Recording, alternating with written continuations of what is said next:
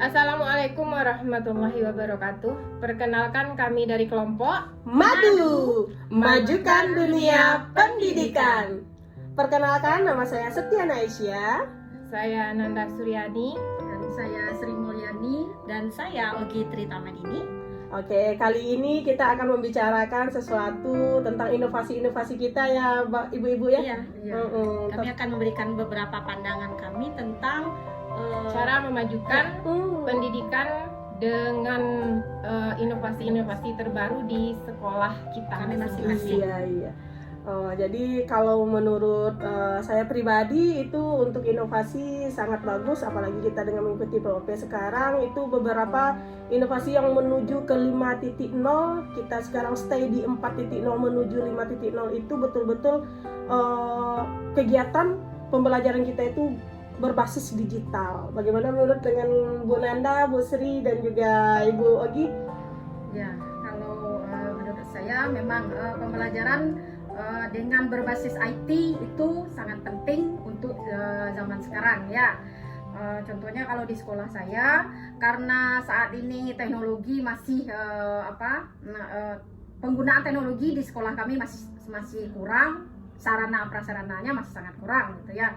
Tapi setiap tahun selalu diusahakan untuk ditambah sarana dan prasarananya untuk meningkatkan mutu pendidikan agar bisa digunakan oleh seluruh majelis guru dalam melaksanakan pembelajaran. Kalau menurut Ogi gimana? Begini, berdasarkan survei dari PISA dan juga asesmen nasional yang sudah kita lakukan beberapa tahun belakangan ini, dan nampak bahwa rapor pendidikan di negara kita masih rendah, masih tergolong sangat rendah malahan.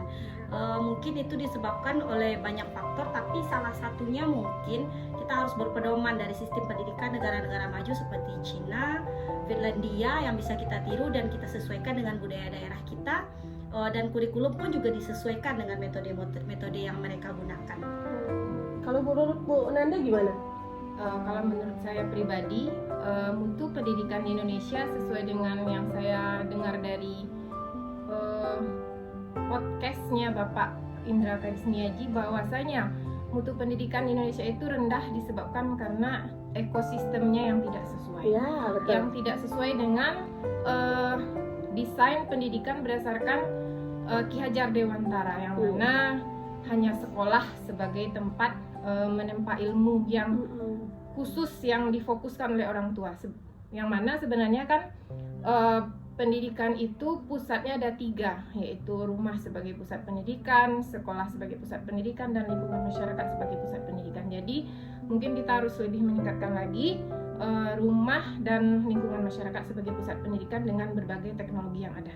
Berarti semuanya itu terangkum dengan inovasi-inovasi kita sebagai guru ya, Bu ya. Apakah ibu-ibu di sini sudah ada beberapa inovasi yang sudah dilakukan di rumahnya, di sekolahnya masing-masing? Adakah? Kalau ke saya waktu itu di saat pandemi itu saya sudah melakukan, walaupun orang bilang kan kelas rendah itu belum bisa diadakan atau dilakukan sebuah pembelajaran menggunakan digital, tapi saat itu ya Bu ya, saya sudah menggunakan yang nama Zoom, Google Classroom, Google Form, sudah ada Microsoft Office 365 yang masih versi lama sekali, waktu itu belum ada belajar ID. Saya masih pakai email pribadi. Alhamdulillah itu terlaksana dengan baik, apalagi kita di kelas tinggi. Nah, gitu kan, apalagi sekarang juga yang namanya Merdeka Belajar. Nah, di sini apalagi ada P5, semuanya lebih bagus itu dengan pembelajaran seperti ini. Anak-anak kita, peserta didik kita itu lebih menarik kayaknya ya Bu ya, membuat sebuah video media pembelajaran menarik, kayaknya seperti itu ya Bu ya. Kalau menurut Ibu-ibu gimana? Iya, kalau menurut saya pribadi memang peranan seorang guru dalam masa-masa pandemi kemarin ini memang sangat besar pengaruhnya. Kalau hanya sekedar memberikan tugas, mungkin bukan siswa yang mengerjakan, bisa jadi orang tuanya yang mengerjakan. Ya, tetapi dengan kita menggunakan menggunakan teknologi yang ada, mengadakan pembelajaran melalui Zoom atau Google Meet, jadi dan kita sendiri yang membuat media pembelajaran dengan teknologi yang ada, mungkin lebih menarik bagi siswanya daripada kita menyuruh siswa membuka YouTube yang orang lain sebagai pelakunya. Jadi menurut mereka kalau gurunya ini sesuatu yang baru. Itu yang pernah saya terapkan. Wih, keren. Gimana lagi Ibu? Kalau yang saya lakukan selama ini yang terpatri di pikiran anak didik kita pasti kalau tidak membaca, kalau tidak menulis namanya bukan belajar. Yes. Nah sekarang kalau kami di sekolah kami lebih sekarang sedikit memudarkan paradigma yang itu di pikiran anak didik. Karena begini, dengan mengajarkan mereka kalau kita belajar tidak hanya di kelas, tidak hanya membaca, menulis, itu membuat mereka memiliki pembelajaran yang menyenangkan dan berarti. Jadi sekarang sepertinya anak-anak itu seperti dengan pembiasaan dia pun menjadi terbiasa. Tidak hanya memiliki pola pikir yang hanya di kelas belajar, PR, tugas dan lain sebagainya. Jadi pembelajaran yang Ibu lakukan itu seperti pembelajaran langsung. Iya, langsung. Iya gitu. Kalau Bu Sri gimana Bu Sri? Ya, Ini namanya sama Bu Sri Mulyani, sama dengan menteri kita ya. Bu Sri gimana? ya sama mungkin dengan sekolah lain juga melakukan pembelajaran yang semaksimal mungkin bisa menarik buat anak. Mungkin dia belajarnya dengan lingkungan, dengan melalui permainan mungkin ya, agar anak itu lebih menarik. Ya itu beberapa yang sudah dicobakan dan ternyata memang anak lebih suka dengan pembelajaran yang tidak kaku dan monoton. Berarti ibu-ibu di sini sekarang sudah pola pikirnya udah berpihak kepada siswa. Iya kan? Karena Berpihak tidak kepada semua peserta sekolah yang, kalau menurut kami tidak semua sekolah bisa menggunakan IT atau lain sebagainya. Mungkin karena ekonomi orang tua atau karena memang keterbatasan dari sarana prasarana gitu kan.